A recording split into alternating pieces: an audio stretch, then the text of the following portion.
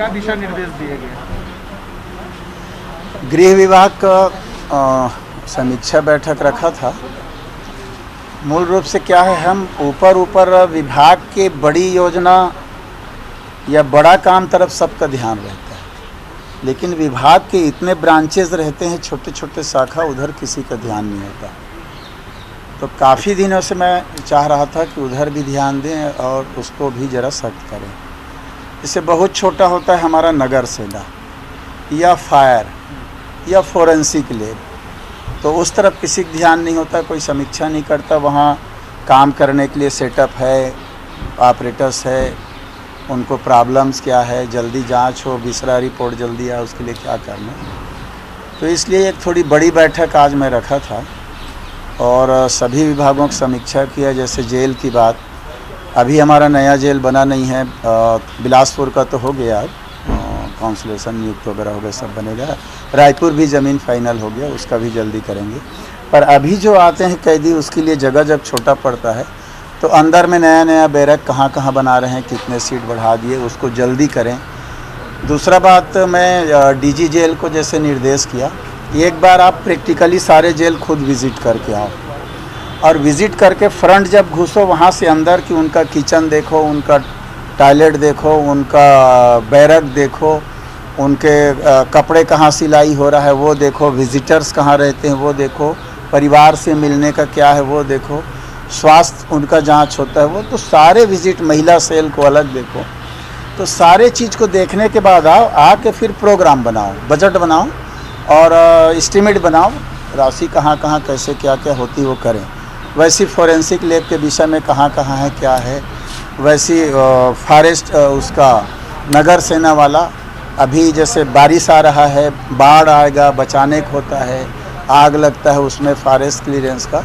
तो ये छोटी छोटी चीज़ बारीक देखते देखते जेल का इनका सब करके फिर हमारा अभियोजन की तरफ ध्यान नहीं होता। अभियोजन में कि हमारे जो कर्मचारी वहाँ हैं, कभी कभी क्या होता है कि हमारा अधिकारी है लेकिन रहता वो कलेक्टर के अंडर में है, तो हमारा दिशा नहीं, हमारे यहाँ हॉस्टाइल हो जाते हैं। हमारे प्रकरण पेश हुआ, प्रकरण लंबित हुआ बहुत लंबा, तो हॉस्टाइल हो जाते हैं हमारे गवाह।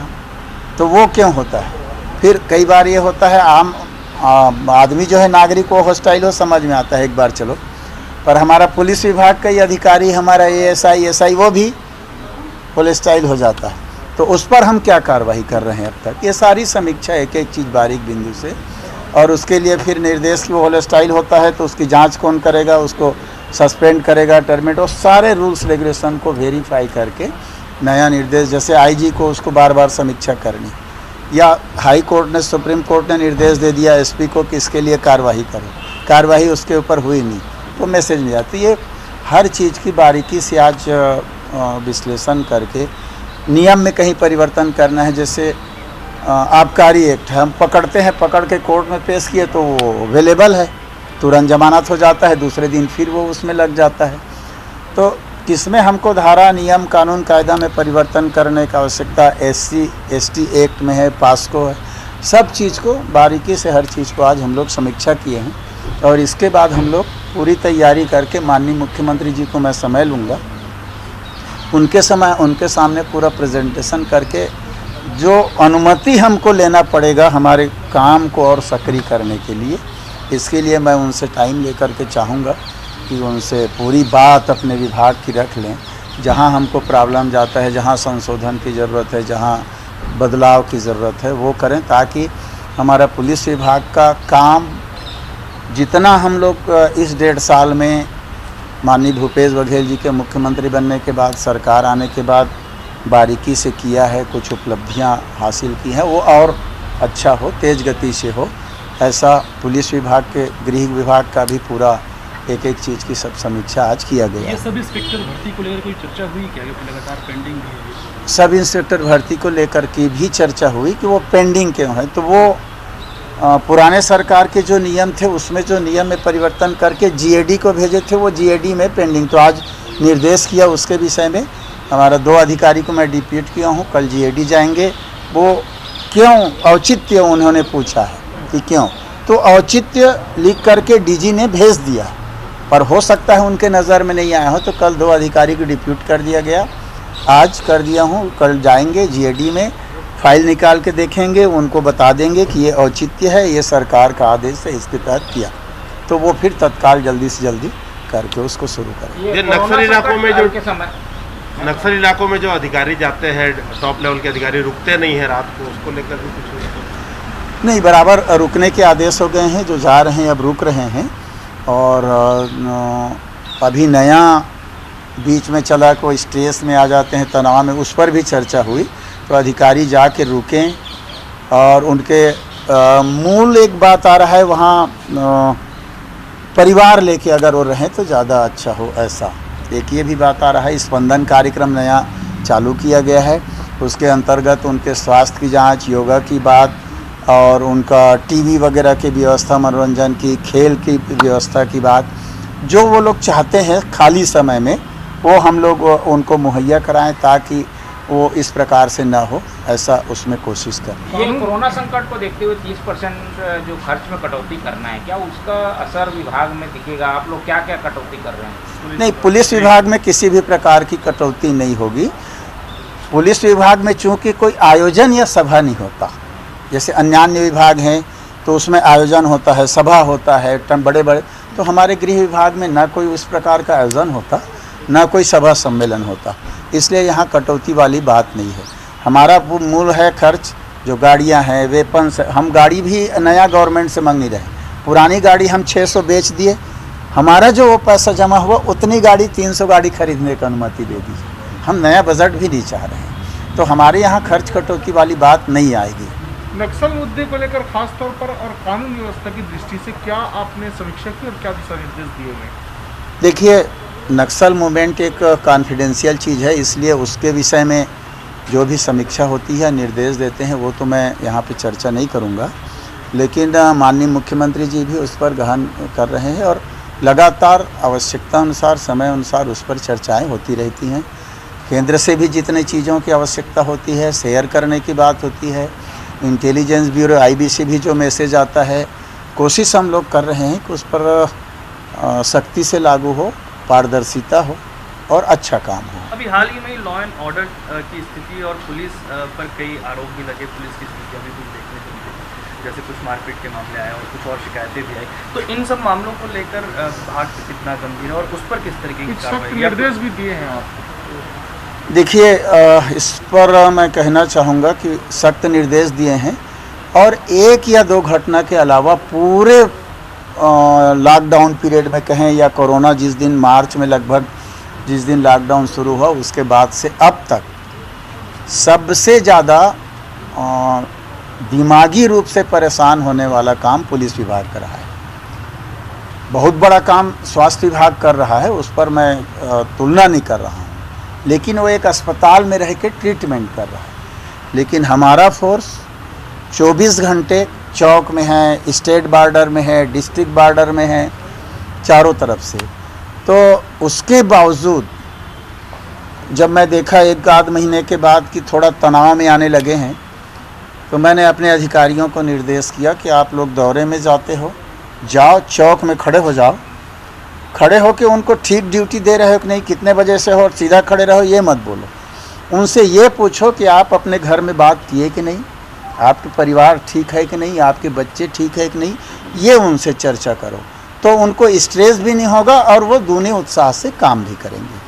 तो थोड़ा सा हम लोगों ने कार्य संस्कृति में बदलाव किया, उसके कारण पूरा पुलिस महकमा पूरा लॉकडाउन पीरियड में कहीं नहीं आई। एक आपका उरला वाले घटना को ले मारपीट का, तो और मैं समझता हूँ इस प्रकार की बात नहीं है, बल्कि हमारा पुलिस विभाग अपने काम से अलग हट के मानवीय संवेदना वाला भी काम किया है।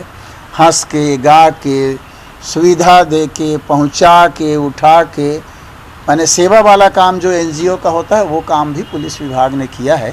तो मैं समझता हूँ कि काफ़ी अच्छा इस संकट की घड़ी में पुलिस विभाग ने अपनी उपस्थिति दर्ज की है। ये बीमे तक एक मामले में सर, आपने एक नाबालिग बच्ची का जो मामला था उसमें आपने निर्देश भी जारी किया अधिकारियों के, और बहुत जल्दी उसमें ब्लाइंड केस मामले में रिजल्ट आया है। किस तरह निर्देश जारी किया था आपने, और चूँकि अपने आप में अचीवमेंट भी है कि तुरंत केस को सॉल्व करना, आगे किस तरह से आप इसको और अप्रिशिएट करेंगे? तुरंत तो एकदम नहीं कहूँगा, क्योंकि एक दिन बाद शायद कमेंट्स होना शुरू हो गया था उसमें कि विधायक मंत्री का बेटी बेटा होना ज़रूरी है करके, लेकिन ऐसा नहीं है। हम लोग विधायक की बेटी या बेटा होगा तो उसके साथ घटना होगा तभी ध्यान देंगे, ऐसा नहीं है। हमारे लिए सभी सरकार में है तो छत्तीसगढ़ की हर जनता हमारा बेटी बेटा है और हमारा परिवार है। इसलिए एसपी से आईजी डीआईजी से तत्काल मैंने बात किया।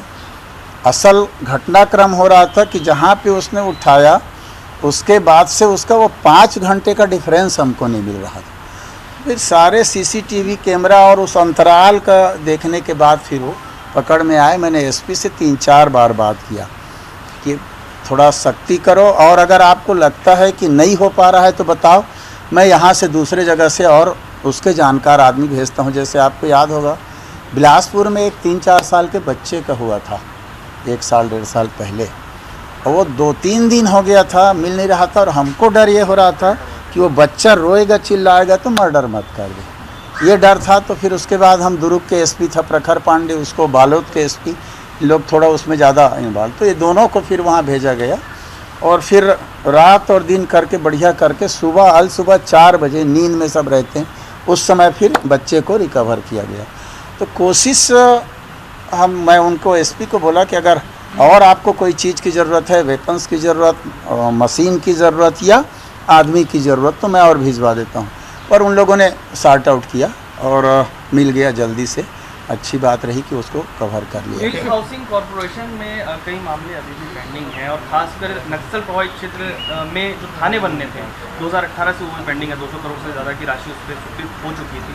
तो क्या इन मामलों को लेकर भी जल्द से जल्द वो राशि जो है वो लैप्स ना हो या फिर उस जगह पर थाने बन जाए, इसके लिए आपको कहीं राशि लैप्स नहीं कर रहे हैं। कुछ हमारे नक्सल मूवमेंट में केंद्र का पैसा और हमारा राज्यांश होता है 60-40 का, तो उसमें कहीं पर भी हम लोग रोक नहीं रहे हैं। उन सबको बनाने का वो अभी उसको भी मंगवाया था पूरी जानकारी कि कितने थाने चौकी खुल रहे हैं, उसमें हमारे राज्य के बजट का कितना है, तो पहले वहाँ का अपन पूरा कर दें। नक्सल मूवमेंट या बस्तर अंचल या मानपुर मोहला या कवर्धा शिल्पी के इधर वाला जो हमारा बेल्ट है जहाँ जहाँ नक्सली सक्रिय है वहाँ का पहले कर दें। उसके लिए वहाँ अधिकारी कर्मचारियों की उपस्थिति के लिए पुलिस भर्ती के लिए सब चीज़ को, तो उसमें कोई लैप्स नहीं कर रहे हैं, उसको हो जाएगा। अब लगभग 90 से ज़्यादा जो ब्लॉक हैं वो कंटेनमेंट जोन बन चुके हैं और आगे भी स्थिति जो है उसमें ब्लॉकों की संख्या बढ़ रही है। ऐसे में स्वास्थ्य के साथ साथ पुलिस विभाग की भी चुनौतियाँ बढ़ रही हैं, तो किस तरह से काम होगा आने वाले समय? देखिए, जब से सबसे ज़्यादा स्वास्थ्य विभाग का काम है। अब हमारा जो काम है वो तो बाहर का एक प्रकार से सुरक्षा व्यवस्था करना, लोगों को सावधान करना वहाँ तक है, लेकिन स्वास्थ्य विभाग जांच करता है खुद। संक्रमित तो पुलिस विभाग भी हो जा रहा है और वो भी हो रहा है, तो कोशिश पूरा कर रहे हैं। मेन है, मुख्य है उसमें कि जांच अधिक हो और सही जानकारी उसके बिहाफ में आ जाए जांच ज़्यादा होने के बाद, तो उसका ट्रीटमेंट हो। पूरी तैयारी है, मेहनत कर रहे हैं पूरा, क्योंकि ऐसा अपेक्षित तो था कि प्रवासी मजदूर आने के बाद ये बढ़ेगा, लेकिन हम लोग असावधानी कर रहे हैं, उसके कारण ज़्यादा बढ़ रहा है। तो इसलिए लोगों से अपेक्षा कर ही रहे हैं कि आप लोग सावधानी बरतें। जितना ज़्यादा सावधानी बरतेंगे लोग उतना ज़्यादा ये कम होगा, फैलाव नहीं होगा। एक आखिरी सवाल की है कि आप पुलिस आंदोलन की मांगों को जो है आप लोग बार बार गौर तो करते हैं, लेकिन होमगार्ड जो है 10-12 साल से उपेक्षित है, उनकी जो सैलरी है बहुत ज़्यादा संतोषजनक नहीं है। नहीं, पिछले बार इस बजट के पहले उनका जो था उसमें बढ़ाया गया था, और इस साल अब कोरोना के कारण तो अभी चर्चा अपन नहीं कर पाएंगे, लेकिन कोशिश करेंगे उनका भी मानदेय में वृद्धि हो। CWC की बैठक हुई, आप शामिल भी हुए, तो क्या आज सुबह हमारी राष्ट्रीय अध्यक्ष आदरणीय सोनिया गांधी जी CWC की बैठक ली। 3 मुद्दे थे प्रमुख रूप से। पहला मुद्दा था कोरोना, कोविड-19। उससे कोविड-19 जब शुरू हुआ, राहुल जी जनवरी-फरवरी में इंगित कर दिए थे कि ये बड़ा फैलाव होगा, इस पर सावधानी की ज़रूरत, पर केंद्र सरकार ने संज्ञान में उसमें नहीं लिया, और लिया तो अचानक कर दिया, जिसमें हड़बड़ी हो गई, नोट बंद वाले जैसा। अगर ये भी कह देते कि ये संभावना बन सकता है, इसलिए आप लोग तैयार रहिए, जाइए, तो 8-10 दिन का टाइम, तो इस प्रकार की हड़बड़ी भी नहीं होती। फैलने के बाद वापस आए तो और ज़्यादा फैला। उस समय अगर 5 कोरोना पेशेंट थे और वो आ जाते तो 5 से 10 होते, अब वहाँ 500 हो गया, 5000 हो गया, तब आए तो 5000 से वो फैल नहीं है। तो एक ये उसके ऊपर जितने आर्थिक व्यवस्था गड़बड़ हुआ, लोग स्ट्रेस में आए, बहुत सारी जितने उससे संबंधित बातें थीं उस पर चर्चा हुआ। दूसरा बिंदु था चीन और भारत की जो बात थी। यही लोग हैं, जब हमारी कांग्रेस की सरकार थी तो पाकिस्तान से एक बात हुआ था, हमारे सैनिक के एक सिर काट के ले गया था। तो इन लोग बोले थे कि हमारी सरकार अगर होती तो हम घुस कर मारते और एक के बदले 10 सिर काट के लाते और फुटबॉल खेलते। ये बातें आई थी और आज वही लोग हैं सरकार में। तो चीन बॉर्डर के पर अभी जो चल रहा है उस पर भी बात हुई। और तीसरा पेट्रोल डीजल की बढ़ती महंगाई पर बात हुई। 3 मेन बात थी, बाकी और छोटी छोटी बात थी। यही लोग थे, जब हमारी सरकार थी तो 1 रुपया बढ़ता था तो पूरा चक्का जाम घेराव भारत बंद की बात करते।